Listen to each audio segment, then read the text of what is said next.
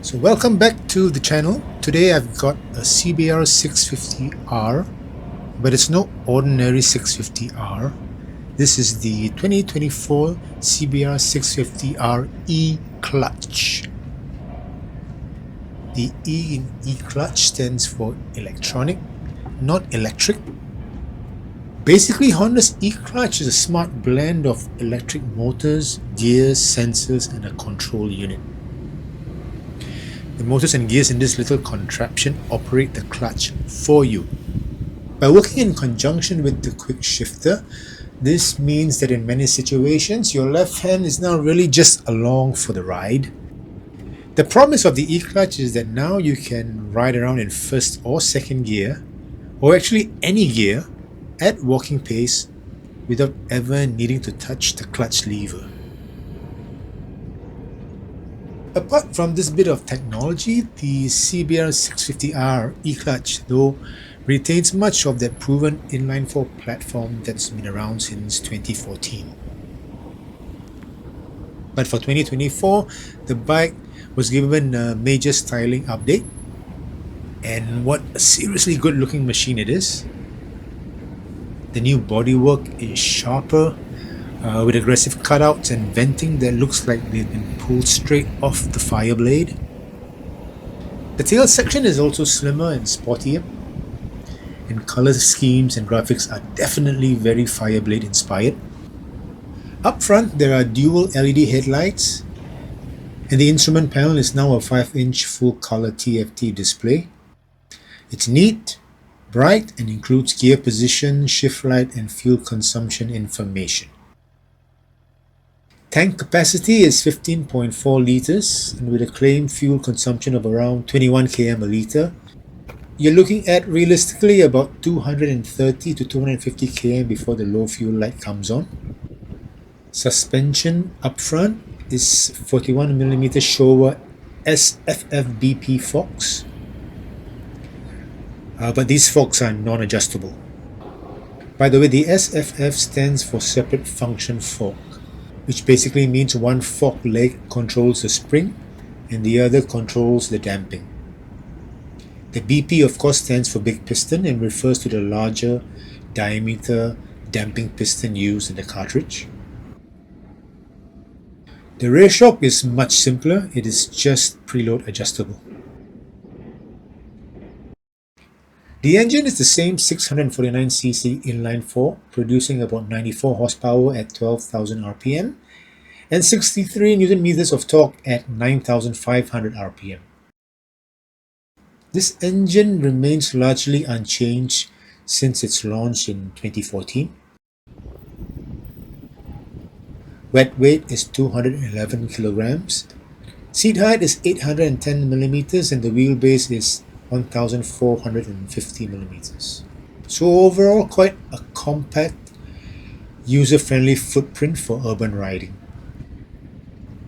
For this review, I'm going to be riding the bike using the E-Clutch only. Or rather, I'm going to try not to touch the clutch lever at all, because I genuinely do want to find out if the CBR650R E-Clutch can actually handle everything the city throws at it. So let's get going.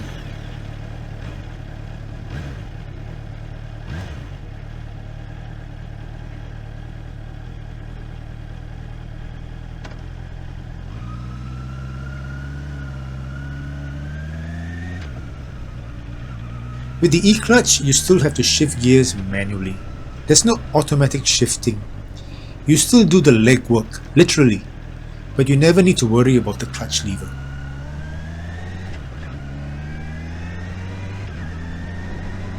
First impressions, the bars are low, but so is the seat. So they kind of cancel each other out. Riding position feels more like a VFR than a CBR/RR. It's forward leaning, but not extreme. And even though it's an inline-4, the bike feels narrow and the suspension, at least the front, feels quite firm and pliant.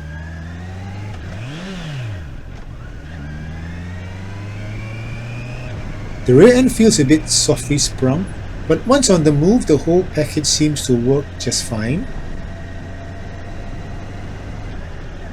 Speaking of seat height, even though the spec sheet says 810 millimeters, the bike genuinely feels much lower. I can pretty much flat foot both feet with ease. And to be honest, I think a lot of that comes down to the narrow seat and the soft rear suspension settings. But seriously though, I'm at a point where I now ignore all manufacturers' numbers for seat height. Not because they are necessarily false, but because they are often just plain misleading.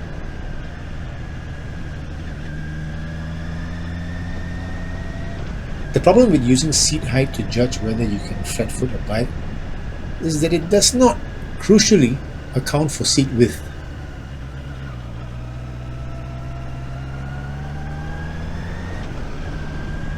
Think of seat height as the radius of a circle, and what really matters when you're seated on a motorcycle is the arc your legs create. In other words, circumference. Seat height, like radius, gives you part of the picture, but not the whole story. By the way, BMW actually provide a more useful measurement in their specs. It's called inner leg length, which is basically the arc that I'm talking about. It refers to the distance between your feet while you're sitting on the bike with both soles flat on the ground. And it's definitely a far better indicator of how tall a bike will feel than seat height alone. But the point is, quoted seat height figures can be pretty much meaningless in the real world. Nothing actually beats sitting on the bike to see how it feels. And this bike feels much lower than the 810mm seat height would suggest.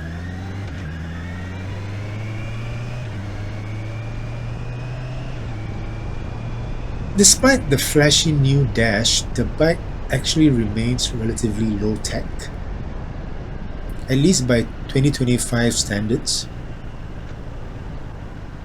which is not necessarily a bad thing though. The simpler the machine, the fewer things there are to go wrong, and this 650 is simple. You get ABS, a basic traction control system, Bluetooth connectivity, and that's basically it. There are no riding modes, no throttle by wire, no cornering ABS, no cruise control. About the only thing you could consider high-tech on this bike is the up and down quickshifter, but more on that later. So far, the E-Clutch has been pretty easy to adapt to and hasn't required a steep learning curve. But it definitely isn't 100% intuitive. It's still requiring some getting used to, especially resisting the instinct to pull in the clutch on those slow, tight, oh shit moments. Learning to use only the throttle to negotiate urban obstacles definitely requires practice. On the flip side, the quick shifter is a blast to use. Every shift delivers a crisp, racy smack that really makes the bike sound like it's powering down a racetrack. But while I'm enjoying my time aboard this CBR, I'm also trying to understand who exactly this bike is for.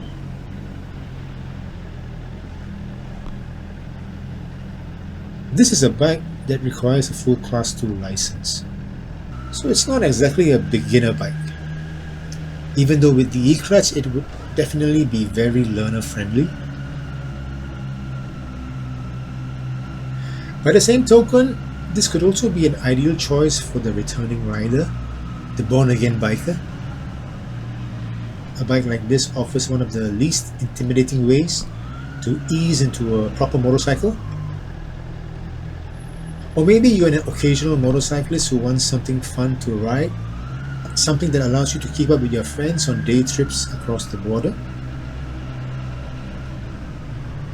Or perhaps you just love the look of a superbike but want the twist and go convenience of a scooter. Then the CBR650R E-Clutch might very well be your dream machine.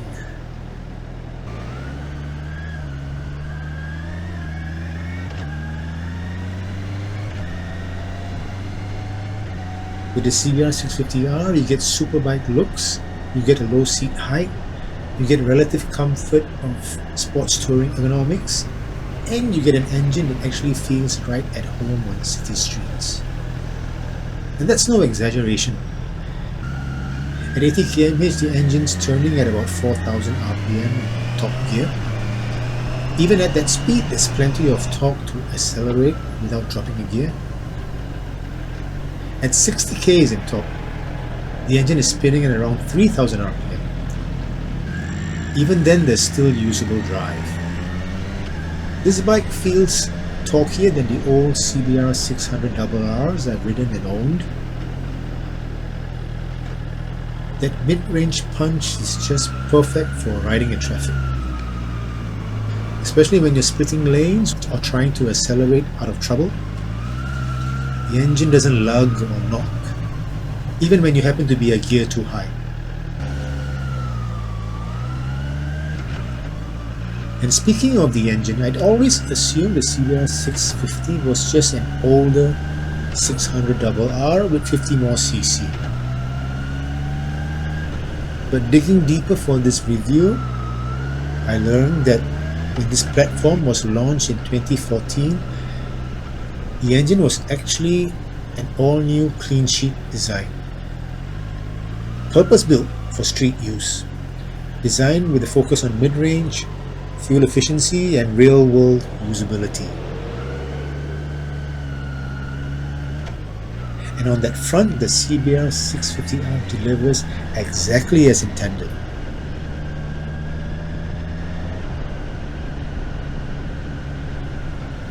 There's still that familiar vibe and sound of a CBR, but it feels much friendlier and stronger, more punchy, less revvy. And in a sea of parallel twins, the Honda 4 really feels like a proper motorcycle.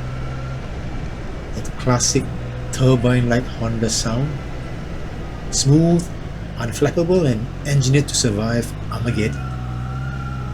And speaking of Armageddon, it's hellishly hot and humid today.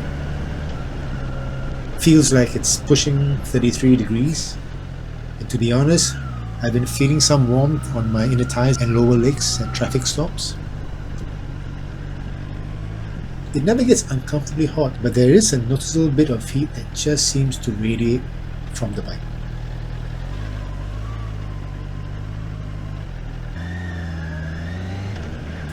So far, the E-Clutch system has been performing well. Pulling away from a stop is clean and easy, and in practice the E-Clutch works well most of the time, even though I've had a few clunky shifts at low speed, especially from first to second, where on more than one occasion I did get stuck in neutral. Starting off in second gear instead of first helps avoid this. Another workaround is to use the clutch when moving from first to second, and then go clutchless for everything else. I find that definitely helps minimize misshifts.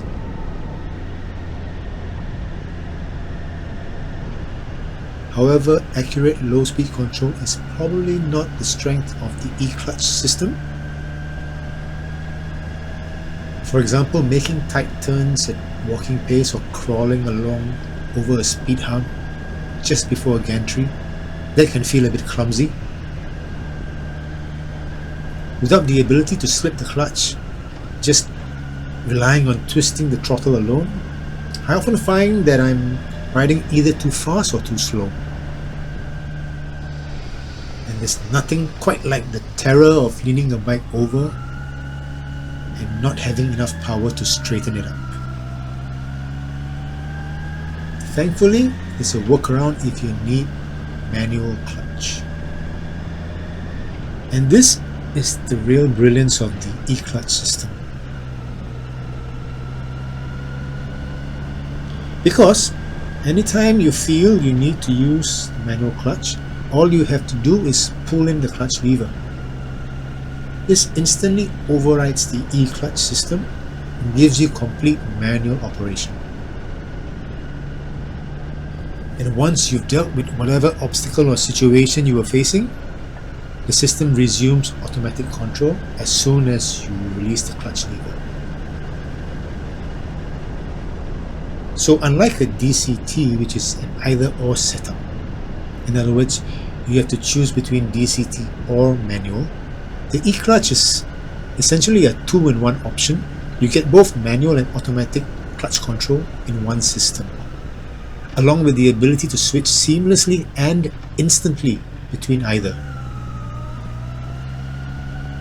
And for this reason, the E-Clutch could be a real game changer, and I'm definitely enjoying my time learning and using the system.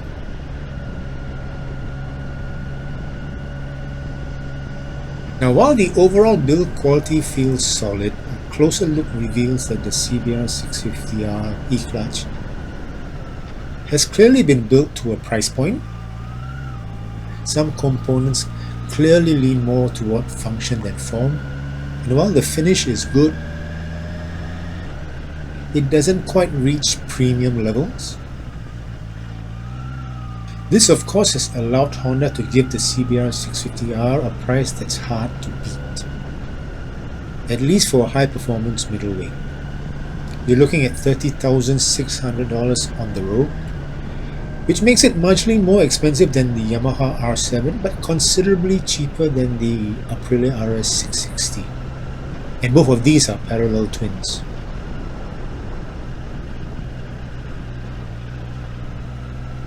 On the whole, the CBR650R E-Clutch is a competent city bike.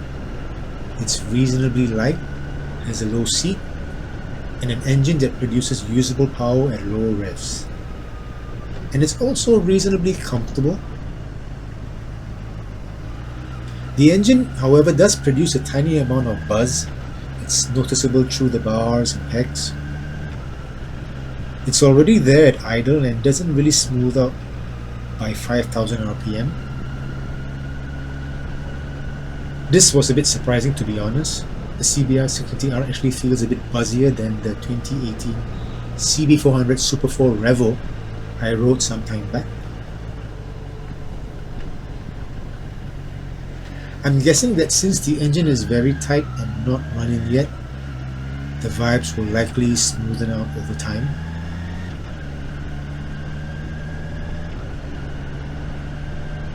So, is the E-Clutch a genuinely useful addition or just a gimmick? An expensive, complex solution to a problem that doesn't really exist? Well, honestly, I am definitely warming to it. I like the way you can move off in second gear, and the system automatically adjusts the clutch slip to suit. I've even seen people take off in sixth gear. And this is not recommended, of course, but it does go to show just how forgiving and adaptable the E-Clutch system and that 650 engine really is. Does it make city riding easier? Well, on that I'm not convinced. At least not in the tight, awkward, low-speed scenarios I've dealt with today. A manual clutch still offers more control. So as mentioned, tight maneuvers at very low speed is something the E-Clutch can adapt to, but it's not where it shines. Then again, maybe it's just a matter of practice. That said, I can definitely see where a bike like this could come in very handy. Picture this, you're crossing the border into Malaysia during rush hour, stuck in a long queue at the checkpoint. This is where the E-Clutch would really shine. No more constant clutch pulling, less fatigue for the rider. You can inch the bike forward at walking pace, as if you're on a scooter, freeing up your left hand to manage your passport and handle the thumbprint scan without ever needing to worry about the clutch. With a bike like this, you'll be clearing immigration like a pro. And as a city bike, the CBR650R is comfortable for a sport bike. Seat to pack distance is good. The bars are not crazy low. So if you're reasonably fit reasonably young, you could definitely commute on this bike. It reminds me of a 90s era Super Sport 600, fast, stylish, but still usable every day. The overall ride quality, inline four smoothness, and that reassuring Honda reliability make this a compelling option for an everyday sport bike.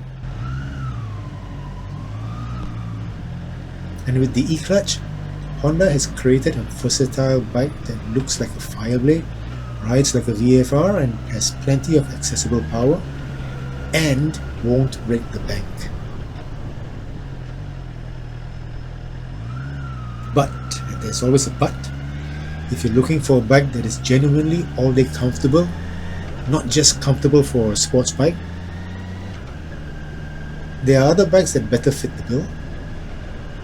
Heat and engine buzz, while not bad, may be bothersome. But all said and done, if you've decided that the CBR650R is indeed the bike for you, then I'd definitely go for the E-Clutch version. The quickshifter is a lovely addition, and in heavy stop-start traffic, I can see it making a real difference. And for everything else, you've still got a proper clutch and the option to go full manual whenever you want.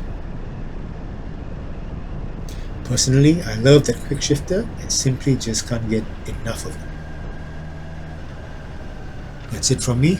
See you again in the next video.